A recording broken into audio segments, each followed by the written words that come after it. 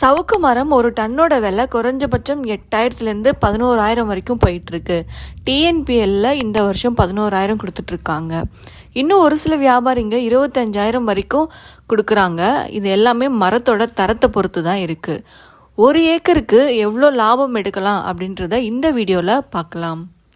Hello all, நீங்கள் பார்த்துட்டு இருக்கிறது சவுக்கு செடி சீரீஸ் 3. ஒரு சென்ட்டுக்கு 40 செடி நாங்கள் சஜஸ்ட் பண்ணுவோம். அப்படின்னா ஒரு ஏக்கருக்கு 3க்கு 3 இடைவெளியில் செடி நடவு பண்ணோம்னா 4,000 செடி வைக்கலாம்.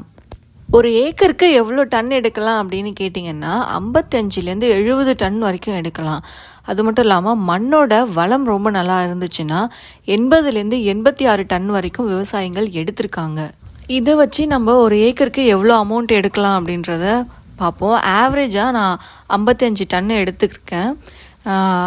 ஆவரேஜாக அமௌண்ட் வந்து 9,000 ரூபாய் எடுத்திருக்கேன். டிஎன்பிஎல்ல இப்போ 11,000 போயிட்டுருக்கு. நான் ஆவரேஜாக 9,000 எடுத்திருக்கேன். அதேமாதிரி டன்னும் 55 டன் எடுத்திருக்கேன் ஆவரேஜாக. இப்போ இதை நம்ம கணக்கு பண்ணணும்னா ஒரு ஏக்கருக்கு 4,95,000 வருது. இதில் வந்துட்டு நான் எந்த ஒரு செலவுமே நான் வந்து சேர்க்கலை. என்னென்னா பராமரிப்பு செலவு இருக்குது, செடி வாங்குகிற செலவு இருக்குது. இது எல்லாமே நான் வந்து சேர்க்காம இந்த அமௌண்ட் நான் போட்டிருக்கேன். இதை பற்றி ஒரு கிளியர் டீட்டெயில்ஸ் வேணும்னாலும் இல்லை செடி வேணும்னாலும் வீடியோவில் தெரிகிற நம்பருக்கு காண்டாக்ட் பண்ணுங்கள்.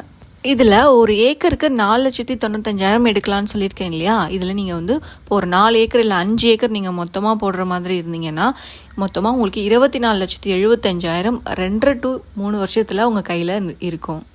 இப்போ இதில் நான் ஆவரேஜாக 55 டன்னு தான் சொல்லியிருக்கேன். நீங்கள் நல்லா பராமரித்து வளர்த்திங்கன்னா உங்களுக்கு 55 இல்லை, அதுக்கு மேலே ஒரு 70 இல்லை 80 டன்னேஜ் வரதுக்கான வாய்ப்புகள் அதிகமாக இருக்குது. ஏக்கருக்கு உங்களுக்கு அதிகமான டன்னேஜ் வரும்போது உங்களுக்கு 4 ஏக்கர் 5 ஏக்கருக்கு இன்னும் டன்னேஜ் அதிகமாக கூடும், ப்ராஃபிட்டும் அதிகமாக வரும். நான் முன்னாடி வீடியோவில் சொன்ன மாதிரியே சவுக்க தைலம் போன்ற மரங்களுக்கு ரொம்பவே டிமாண்ட் அதிகம் நம்ம இந்தியாவில். சைனா, இந்தோனேஷியா, தாய்லாந்து போன்ற வெளிநாடுகளிலிருந்து தான் ரா மெட்டீரியலை இறக்குமதி பண்ணிகிட்ருக்காங்க. இதனால் ஃப்யூச்சரில் இந்த மரங்களோட விலை அதிகமாகிறதுக்கான வாய்ப்புகள் அதிகமாக இருக்குது. உங்களுக்கும் சவுக்க மரம் போன்ற மரப்பயிர்கள் நடவு பண்ண அனுபவங்கள் இருந்ததுன்னா கமெண்ட் செக்ஷனில் சொல்லுங்கள். தரமான சவுக்கு செடியை எப்படி வாங்குறது அப்படின்றத அடுத்த வீடியோவில் பார்ப்போம். அதுக்கு நம்ம சேனலை சப்ஸ்கிரைப் பண்ணிக்கோங்க.